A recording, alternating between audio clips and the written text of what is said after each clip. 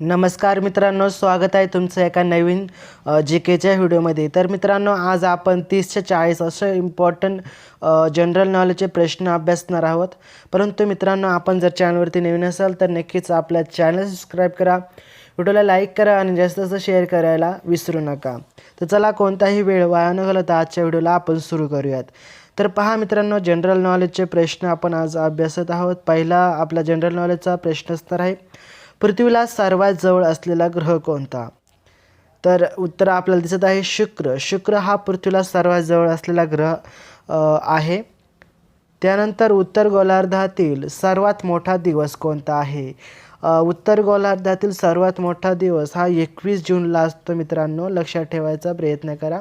21 जूनला उत्तर गोलार्धातला सर्वात महत्त्वाचा मोठा आणि दिवस असतो। तर जनगण मन या राष्ट्रगीताचा कर्ता कोण? तर रवींद्रनाथ टागोर। कर्ता म्हणजे हे राष्ट्रगीत लिहिलं कोणी आहे? तर रवींद्रनाथ टागोर यांनी लिहिलेलं आहे। महाराष्ट्रातील पहिले पक्षी अभयारण्य कोणते आहे?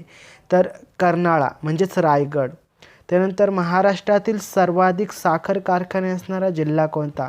मित्रांनो, हा प्रश्न आपण मागच्या व्हिडिओमध्ये देखील अभ्यासलेला आहे, त्यामुळे नक्कीच तुम्हाला उत्तर माहीत असेल तर कमेंटमध्ये जरूर सांगा। याचं उत्तर आहे अहमदनगर। महाराष्ट्रातील पहिली महानगरपालिका कोणती? महाराष्ट्रातील पहिली महानगरपालिका मुंबई ही आहे।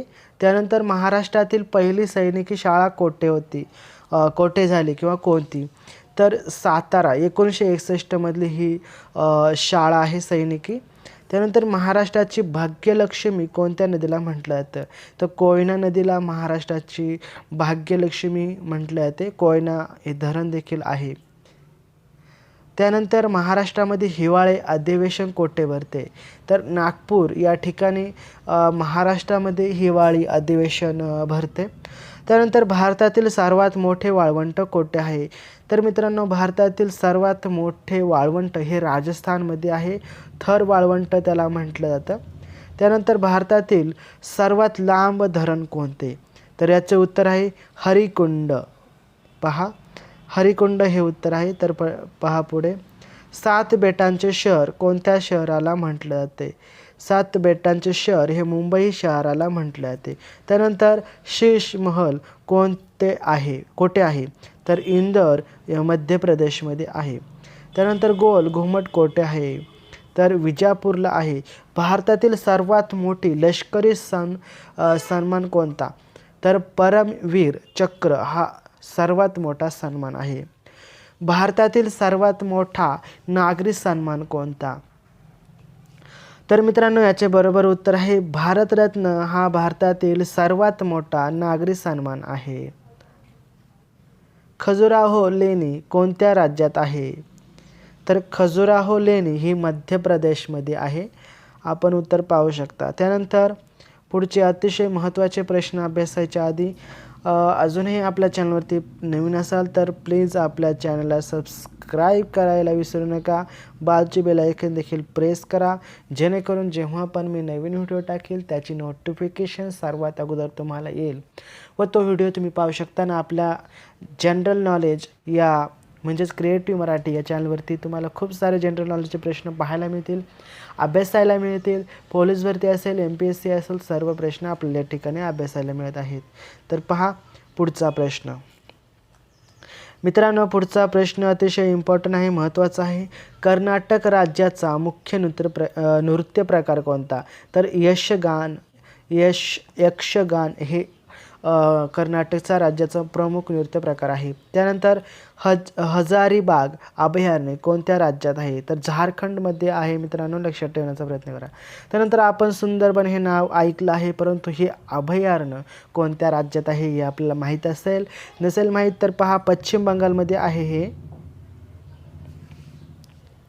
शहर कोणत्या नदीकाठी वसलेलं आहे? तर सुरत हे शहर तापी नदीच्या काठी वसलेलं आहे। पहा पुढचा प्रश्न, दिल्ली हे शहर कोणत्या नदीकाठी वसलेलं आहे? तर मित्रांनो, दिल्ली हे शहर जे आहे ते यमुना नदीच्या काठी वसलेले आहे. आपण पाहतो दिल्ली ही खूप मोठी आहे. दिल्ली ही दिलवालं की दिल्ली असं आपण म्हटलं तर दिल्ली ही यमुना नदीच्या काठी वसलेले आहे. त्यानंतर 2011च्या जनगणनेनुसार भारतात सर्वात जास्त स्त्रियांचे प्रमाण कोणत्या राज्यामध्ये होते किंवा कोणत्या राज्यामध्ये आहे? तर केरळ या राज्यामध्ये आहे. त्यानंतर भारताचे ध्येय वाक्य कोणते? सत्यमेव जयते हे भारताचे ध्येय वाक्य आहे. बुलंद दरवाजा कोठे आहे? तर फतेपूर शिक्री या ठिकाणी बुलंद दरवाजा आहे. तर चला पुढे मित्रांनो, पुढचा प्रश्न अतिशय इम्पॉर्टंट आहे. आपण पाहू शकता, पृथ्वीच्या सूर्याभोवती फिरण्यास काय म्हणतात? तर पृथ्वीचे परिभ्रमण म्हणतात. म्हणजेच पृथ्वीच्या सूर्याभोवती फिरण्यास पृथ्वीचे परिभ्रमण असे म्हटले जाते. मित्रांनो, सर्वात मोठा ग्रह कोणता? हा खूप IMP प्रश्न आहे. मागच्या ज्या व्हिडिओमध्ये आहे त्या व्हिडिओमध्ये देखील मी अभ्यासाचा प्रयत्न केला होता. त्या व्हिडिओमध्ये देखील मी सांगितलं होता की सर्वात मोठा ग्रह कोणता आहे? तर सर्वात मोठा ग्रह आहे गुरु. हा ग्रह सर्वात मोठा ग्रह आहे. तर पुढचा प्रश्न आहे, पृथ्वीवरील सर्वात मोठा खंड कोणता? तर आशिया हा पृथ्वीवरील सर्वात मोठा खंड आहे. लक्षात ठेवण्याचा प्रयत्न करा. पृथ्वीच्या सूर्याभोवती फिरण्यास काय म्हणतात? पृथ्वीचे परिवलन असे म्हणतात.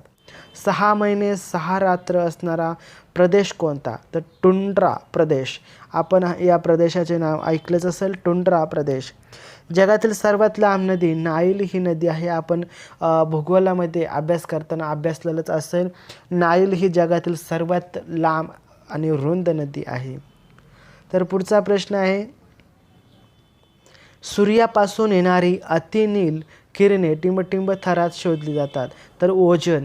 आपण मित्रांनो ओझोन वायू 6वी 7वी किंवा 10वीच्या जे पुस्तक आहे विज्ञानाचे त्यामध्ये आपण अभ्यासलेलंच असेल. सूर्यापासून येणारी जी अतिनील किरणे आहेत ती ओझोन थरात शोधली जातात.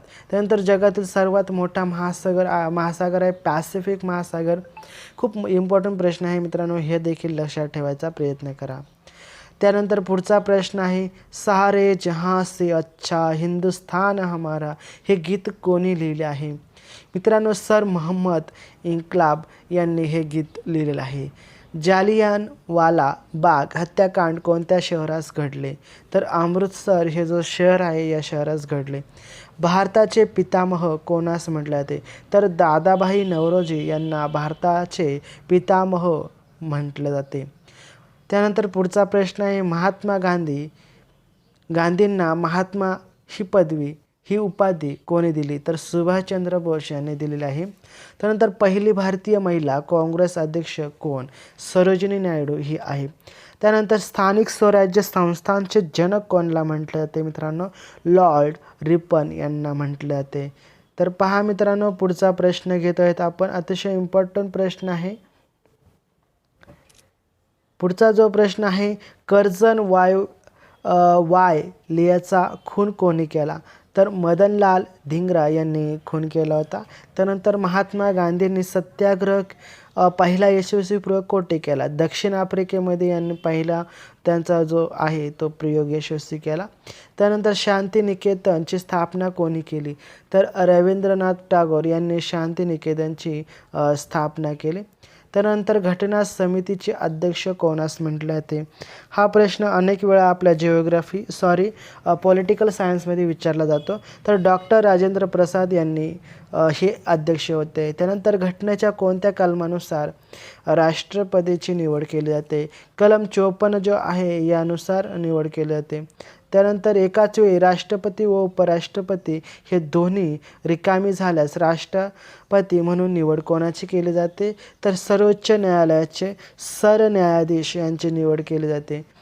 राज्यसभेचे प्रसिद्ध अध्यक्ष कोण? तर उपराष्ट्रपती हे प्रसिद्ध अध्यक्ष आहेत. संसदेचे कनिष्ठ सभागृह कोण? तर लोकसभा. संसदेचे वरिष्ठ सभागृह कोणते? तर राज्यसभा. लक्षात ठेवा, खूप इम्पॉर्टंट प्रश्न आहेत. मित्रांनो, आपण जर शेवटपर्यंत व्हिडिओ पाहिला असेल तर नक्कीच धन्यवाद. चॅनलला सबस्क्राईब करा, व्हिडिओला लाईक करा, जास्तीत जास्त शेअर करा. तर भेटूया आपण पुढच्या व्हिडिओमध्ये असेच जीकेचे प्रश्न घेऊन. तोपर्यंत जय हिंद, जय महाराष्ट्र, वंदे मातरम.